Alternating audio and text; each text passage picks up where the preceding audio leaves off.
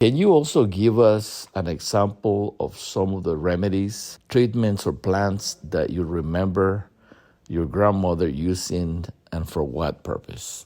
The first thing that comes to my mind is Senna. Oh my God, I hated Senna. Cena is what we use for a purge. We used to have to purge at least 4 times a year or every time the season changed. My grandmother would collect the Cena leaves, boil the leaves to make tea, squeeze lemon in it, and give it to us as a drink, sometimes with a spoon of honey to chase down the horrible taste. Whenever it was time to drink Cena, my grandmother and my sisters had to chase me and hold me down to drink that stuff. I could not stand it.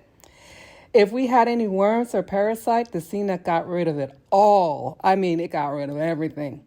My mother continued the tradition of giving us Senna every season when we migrated to the United States.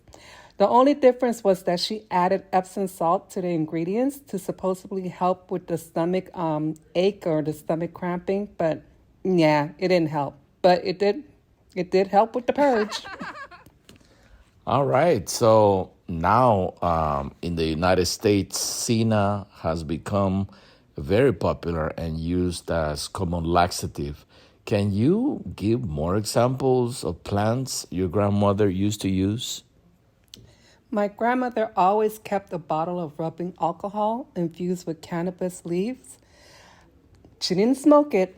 I'm going to repeat that. I'm going to say it slow. She always kept a bottle of rubbing alcohol infused with cannabis leaves, which she massaged on whatever body part hurt her.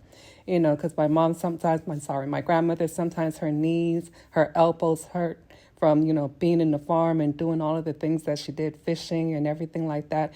So whenever she was in pain, she would, take a little bit of that alcohol infused with cannabis and just rub her body part with it to alleviate the pain.